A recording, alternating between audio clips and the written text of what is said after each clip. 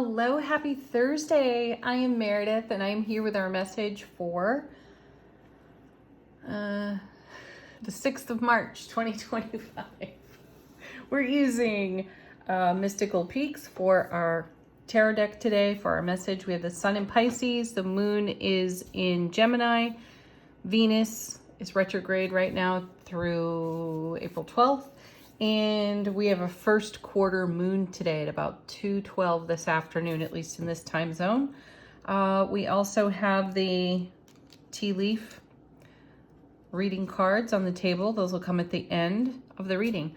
Let's see what's on offer to us, what we're engaging in the energy atmosphere. Our first card is, very nice, the Magician. We're making magic, folks. This is the as above, so below card. Dream it, make it happen. Bring it to this realm of existence. Oops, I was going to turn that back over. Odd. All right. Let's see what it's connected to. Our next card is the World. Wow. That's almost between the two cards, that's almost the entire major arcana. We're only missing the Fool there. But we're going card 1 through 21 right now. So the World is reward of prior investment, and it's a fulfillment of a cycle kind of energy, and it's the conclusion of one cycle, the beginning of a new one, and you have the Magician fueling this cycle. Gorgeous, right? So bring your magic to your fulfillment. One of my new requests of the multiverse is show me the magic, and you use that wherever it is most appropriate in your world. Show me the magic. Let's see what's in the center of our reading today. Beautiful Ace of Pentacles. So this card is obviously going to have an effect on cards before it and the cards after it, and it is an ace. So any challenging cards that show up for us, this ace will neutralize those challenges. The Ace of Pentacles is a card of obviously new beginnings because it's an ace, though it's abundance. It is more fulfillment. It is a card of great love as well. So bring your love to all the situations circumstances you find yourself in today, and allow yourself to be blessed by the reward of all your prior investment and the magic of your presence. Ooh. Next set, 3 cards. First is 7 of Pentacles. This is another one of my favorites in tarot because there's so much promise on this card. And this card in and of itself is a great card of investment because, you know, it's typically an agricultural scene being represented in the artwork. And, you know, we plant the seeds and we allow them to do what they do in their own magical way. And then they sprout and then they bring harvest, right? So there's a little bit of self-mastery on this card because 7s in tarot are about heaven touching earth. We're seeing that here in our first 3 cards. Then it culminates in this card over here. We're growing something. We are dreaming something awake. We are giving life to something, creating life for ourselves. So excellent card, heaven touching earth. There's something that's growing and getting ready to bloom and become a beautiful harvest. Our next card, yeah, it takes some self-mastery to do that. I really like this 10 of Swords. 10s are all about fulfillment, and the 10 of Swords is, in the suit of Swords, we're dealing with a mind or mental aspect. And in the 10 of Swords, we have experienced an incredible journey. And at times, it's taken all we had, energetically speaking. And it speaks to the kind of recovery that we do from our challenges, from our energetic bumps and bruises, and brings about, fosters really our self-mastery. And that may be exactly what we're nurturing here in our 7 of Pentacles. Greater self-mastery is emerging. It's growing. What are you doing with that? Knight of Cups. Beautiful. Yeah, you're taking your love, bliss, joy, and happiness, and you are in motion with it. You are in momentum. You are applying that energy to the magic over here that fulfills in the world and creates even more. Beautiful. Next set of 3. The first is Page of Swords. Fresh consideration, fresh information to take action upon. 4 of Cups. See, there's a divine blessing coming. And in the 4 of Cups, you know, this card is often described as a card of apathy in traditional tarot, which I don't agree with. I really feel that this is a card of great reverence, because typically you see 3 spilled cups, knocked over cups. This is kind of like the morning after the night before. Think about the 3 of Cups, folks. It's celebration. It's all the characters from Temperance, Strength, and Justice on one card, and it is truly celebrating one's happiness. So how does the 4 of Cups become such a dour or sour looking card, right? No, I feel it's a beautiful reflection. And because we're focused on the joy and the happiness, more joy and happiness is incoming. And here it is. It's coming through this Knight of Cups. More love, bliss, joy, and happiness overflowing in our life, because we're connected to our own magic, our own miraculousness. And that, wow.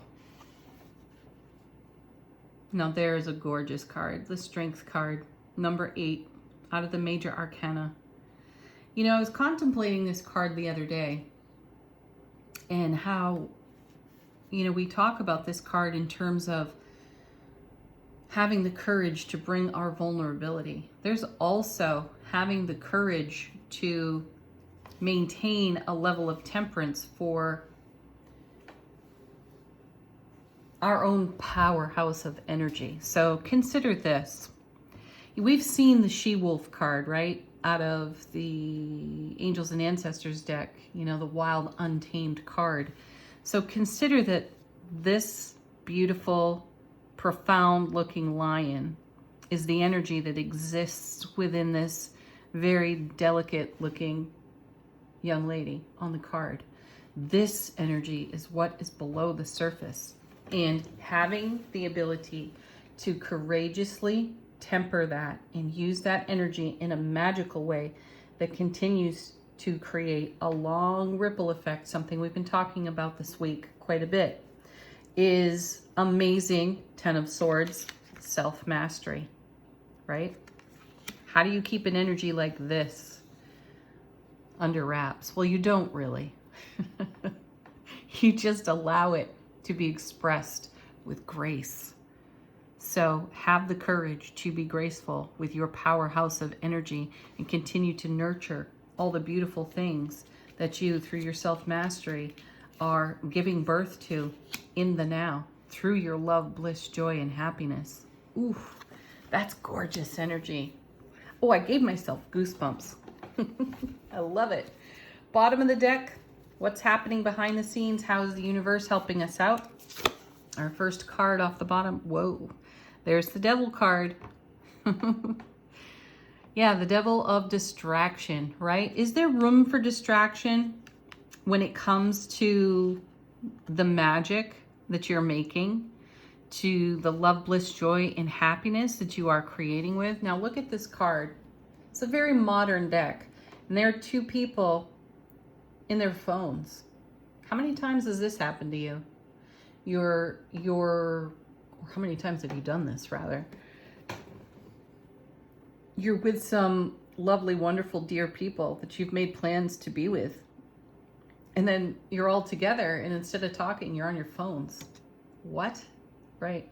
So remember that the Devil card is a reminder of our ego. And I really do see it as distraction right here. So this is a reminder from the multiverse that we could be easily distracted by other energies. So let's refocus and come back to our Strength card, because this is what's true and what's real, right? This over here, while it can be informative, while it can be useful, there's a time and a place for that. Next, We have the Knight of Swords, swift moving, fast moving energy. So there's a swiftness to the Knight of Cups over here in the love, bliss, joy, and happiness. So don't be looking down at your phone at important moments in your world, right?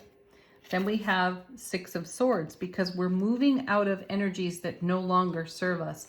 This requires our graceful, loving, attentiveness.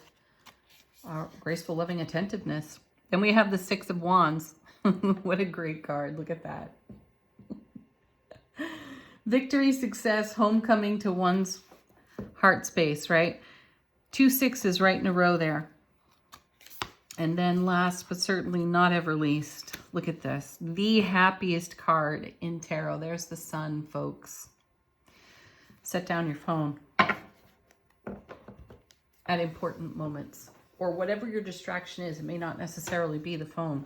Though, as I go out and about in the world, I'm fascinated by the number of people I see in crosswalks looking at their phone rather than their environment. Kind of an important place to be aware, right? Okay. Angels and ancestors. How is our soulful presence informing our waking consciousness?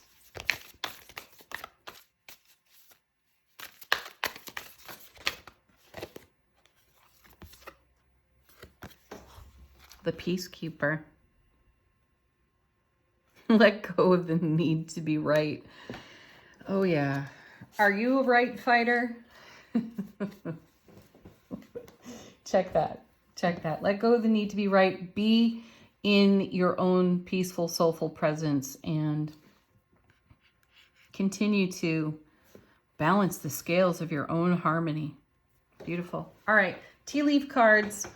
Potential quirks within the day, how we might navigate those. That's the intention of pulling any cards from this deck. We have 1, 2, 3, 4, 5 cards fall out of the shuffle again. Our first is target. A goal-oriented person. Frying pan. Trouble. Accusations.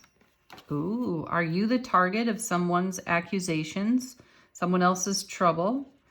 Are they attempting to shame and blame? Check it out. Yoke. Ooh. Feeling tied down or frustrated. Oh my gosh, scales. Didn't I just say maintain your own harmony here on the Peacekeeper card? Absolutely do that. Keep your life in balance. Yes, definitely. And then we have heart. Oh, sweet. Love, deep affection, and caring.